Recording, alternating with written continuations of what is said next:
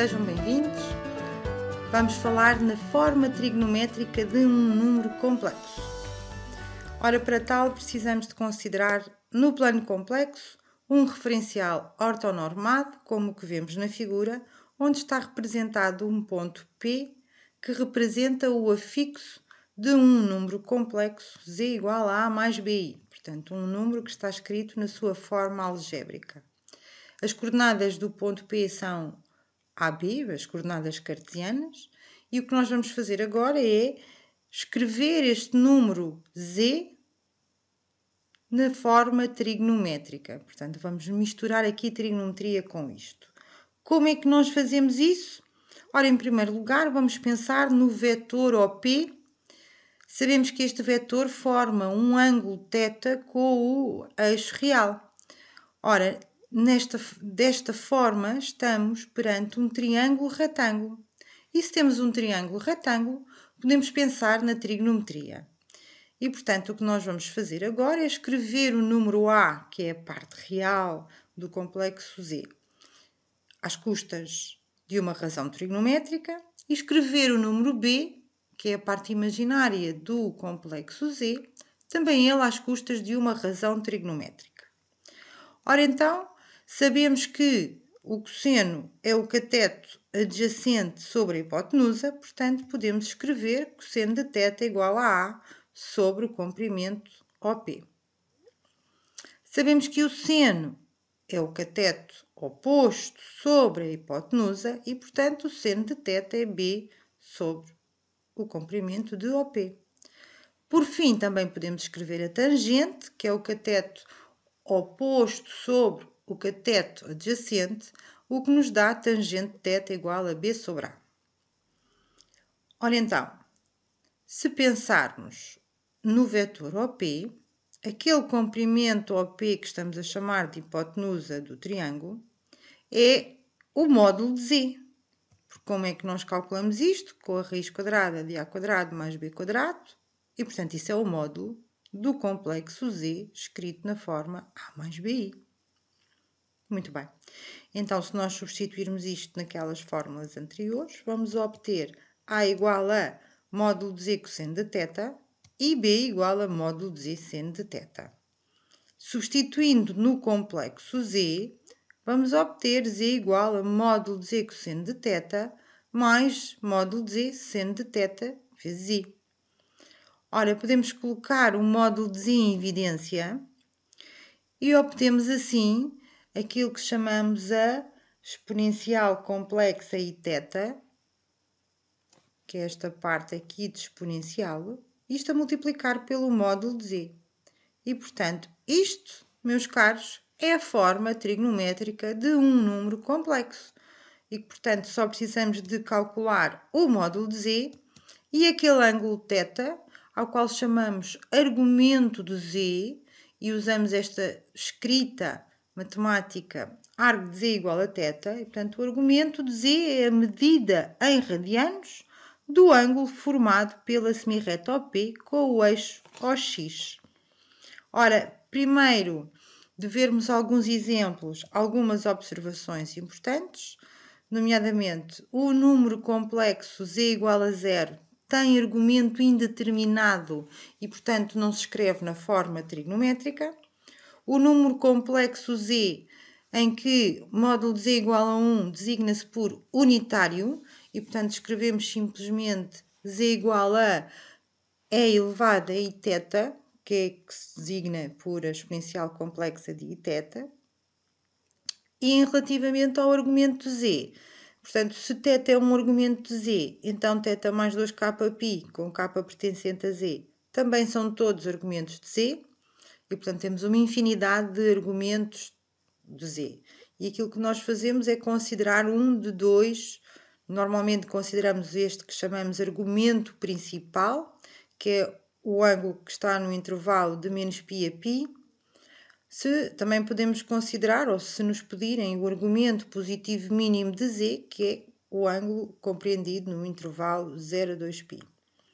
Reparem só que os intervalos são abertos à esquerda. Porque, se nós pensarmos no círculo trigonométrico, Menos π e π, embora com amplitudes diferentes, vão representar o mesmo ponto no círculo trigonométrico. E, portanto, basta-nos considerar um. O mesmo acontece com 0 e 2π. Ora, avancemos então para alguns exemplos. E primeiro começamos por passar da forma trigonométrica para a forma algébrica. Parece-me que esta é a forma mais fácil até, este processo, esta conversão, chamemos-lhe. O primeiro exemplo, então, o nosso θ, o argumento do nosso z é π sobre 2 e, portanto, se desmontarmos, digamos assim, esta exponencial, ficamos com z igual a 3 e, entre parênteses, cosseno de π meios mais i seno de π meios. Como o cosseno de π meios é 0 e o seno de π meios é 1, este nosso número complexo é simplesmente 3i, portanto, é um número imaginário puro.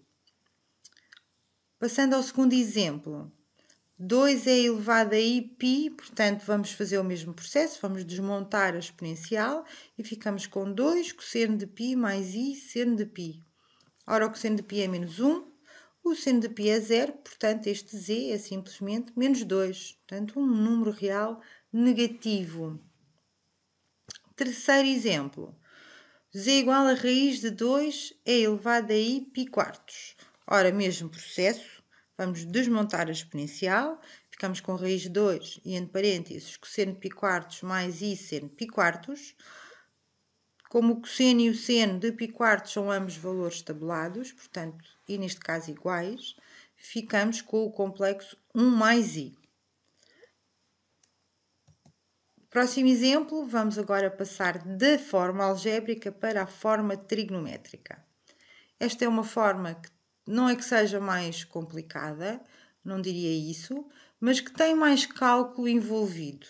E, portanto, em primeiro lugar, começamos por calcular o módulo de z, usando a fórmula que já conhecemos, e, neste caso, como a parte real é 5 e a parte imaginária é 0, o módulo de z é simplesmente 5.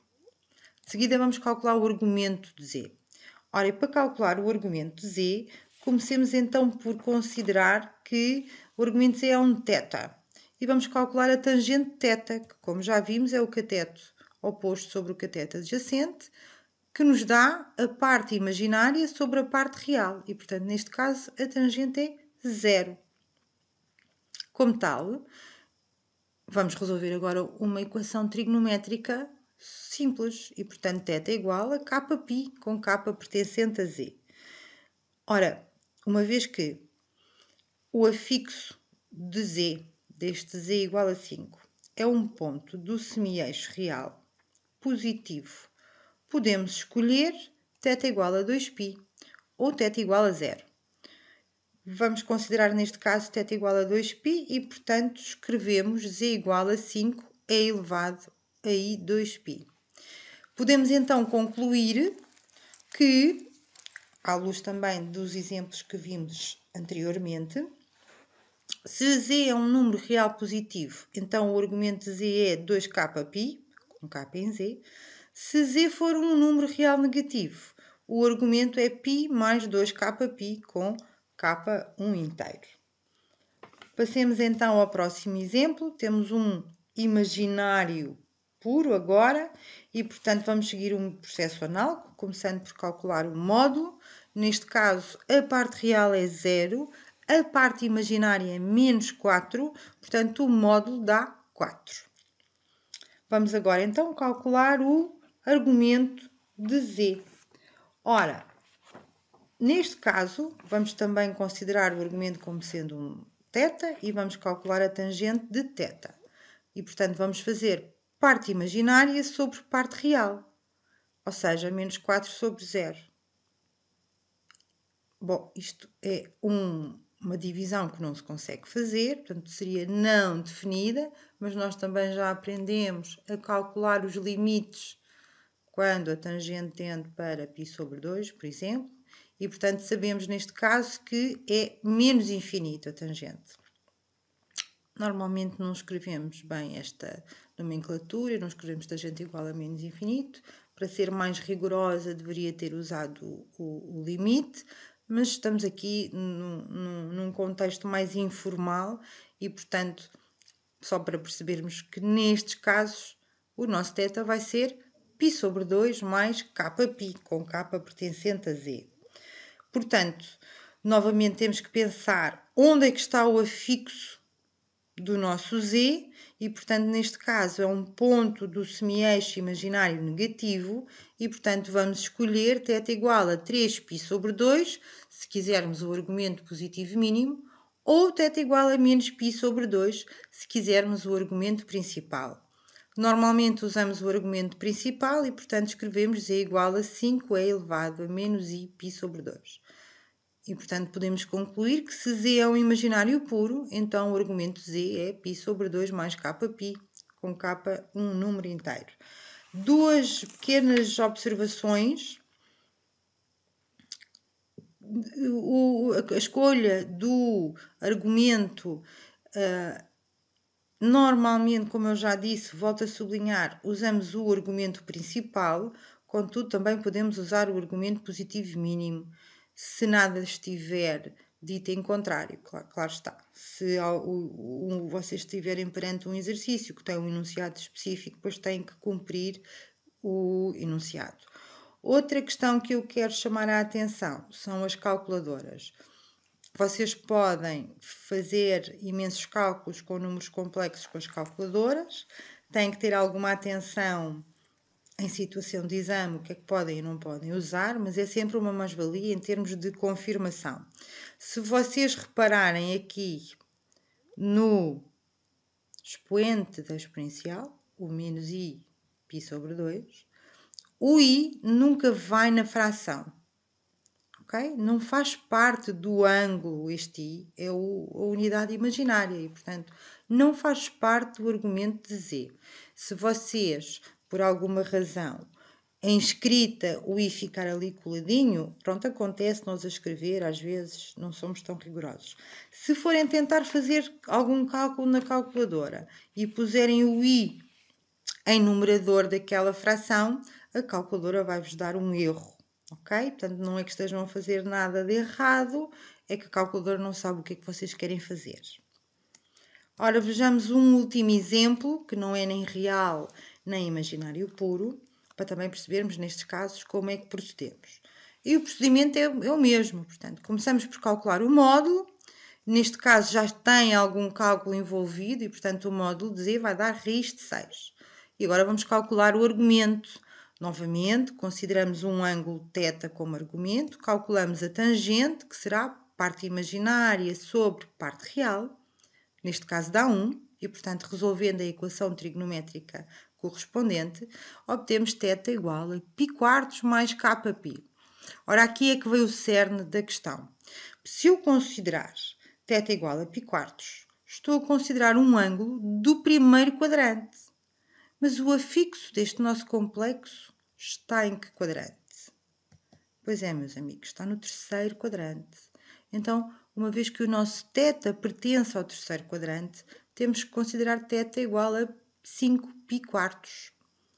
Ok? E, portanto, o z fica, raiz de 6 é elevado a 5π². Muita atenção na representação geométrica no complexo no momento de escolher o vosso ângulo. Até porque vocês muitas vezes têm que justificar porque é que escolhem aquele ângulo e não outro, e a justificação é tão simples como escrever isto: θ pertence ao quadrante respectivo. A ver como é que se processa a igualdade de números complexos escritos na forma trigonométrica. Recorde que dois números complexos escritos na forma algébrica são iguais se tiverem parte real igual e parte imaginária igual. Vamos ver que com a forma trigonométrica não está muito longe disto. Ora, consideremos dois complexos, Z1 e Z2, escritos na forma trigonométrica, onde R1 e R2 são, respectivamente, os seus módulos e θ1 e θ2 são, respectivamente, também os seus argumentos. Ora, estes dois complexos, escritos na forma trigonométrica, são iguais se os seus módulos forem iguais e os seus argumentos também, ou seja, se admitirem o mesmo argumento. É o mesmo que dizer que o argumento de Z1 difere de 2π do argumento de Z2. Ora, vamos agora ver o conjugado e o simétrico de um determinado número complexo, como é que se escreve nesta forma trigonométrica. Ora, seja z igual a mais bi, um número complexo, que está ali já representado no plano complexo o seu afixo, sabemos que existe um ângulo θ para o qual módulo de z é elevado a iθ é a forma trigonométrica deste complexo. Ora, como é que nós escrevemos então o conjugado de z na forma trigonométrica? Vamos primeiro pensar na forma algébrica. O conjugado é A menos BI. Graficamente, isto traduz-se num ponto que está no quarto quadrante, que é obtido através de uma reflexão sobre o eixo OX do ponto P. Então, reparem que o vetor OQ tem o mesmo comprimento que o vetor OP e que o ângulo formado pelo vetor OP com o eixo OX é simétrico do ângulo formado com o vetor OP e o eixo OX. Então, desta forma, a forma trigonométrica do conjugado de z é módulo de z é elevado a menos iθ. Vamos ver alguns exemplos. Então, z igual a 3 é elevado a π sobre 2. Já vimos nos slides anteriores que isto é 3i. Então, o seu conjugado é menos 3i. Portanto, o conjugado de z fica 3 é elevado a menos iθ. Segundo exemplo, é o exemplo de um número real, neste caso um real negativo, e os números reais, os seus conjugados, são iguais aos próprios números. Portanto, vamos ter que, mesmo aplicando a regra de mudar ali o sinal do argumento, temos o mesmo número, portanto, temos o mesmo complexo e não entramos em nenhum contrassenso. Ora, vejamos um último exemplo em que não é real nem é imaginário e, portanto, neste caso é direto. Vamos mudar o sinal do argumento e encontramos o conjugado escrito na forma trigonométrica. Bastante simples, não é? Então, passemos ao simétrico. Então, temos este nosso z, outra vez, A mais BI, com forma trigonométrica, módulo de z é elevado a iθ. Então, vamos pensar agora qual é que é a forma trigonométrica do simétrico de z. Primeiro, vamos pensar na forma algébrica, e portanto já sabemos que o simétrico é menos A menos BI, e vamos pensar na imagem geométrica do simétrico. Portanto, é um ponto do terceiro quadrante. Este ponto está à mesma distância da origem que o ponto P. Portanto, o vetor OS tem o mesmo comprimento que o vetor OP. Então, e o ângulo? Reparem, o ângulo não é mais do que uma rotação de 180 graus sobre a origem. Ou seja, o ponto S é uma rotação do ponto P de 180 graus sobre a origem.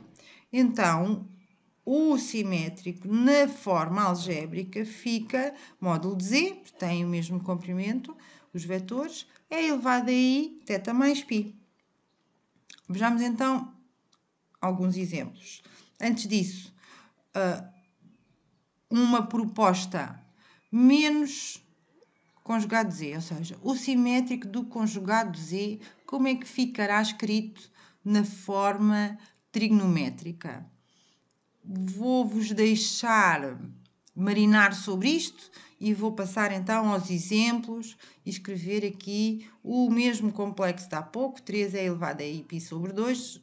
Vamos escrever o seu conjugado. Perdão, já escrevemos o seu conjugado no exemplo anterior, agora vamos escrever o simétrico. Portanto, o que é que nós fazemos? Acrescentamos π ao ângulo. E, portanto, ficamos com menos z igual a 3 é elevado a i, 3π sobre 2.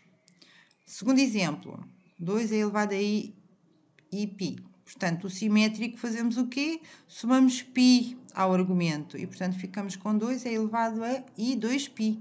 Reparem que este já fica o número complexo 2, ou seja, o número real. E, portanto, o simétrico de menos 2 é 2. Bate certo. Terceiro e último exemplo, vamos somar π e, portanto, ficamos com esta forma trigonométrica para menos z. Raiz de 2 é elevado a i 5π quartos.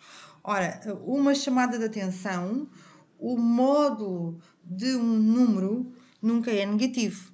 Portanto, se eu tenho um sinal de menos num número escrito na forma trigonométrica ou num número que aparentemente está escrito na forma trigonométrica, aquele menos tem que juntar-se ao argumento e, portanto, podemos sempre pensar que o menos é a multiplicação de menos 1 pelo resto da expressão. E como é que eu escrevo menos 1 na forma trigonométrica? É elevado a π. E, portanto, faz sentido com o que acabamos aqui de fazer. Ora, para terminar, um pequeno exercício que eu vos vou deixar para praticarem os conteúdos de hoje.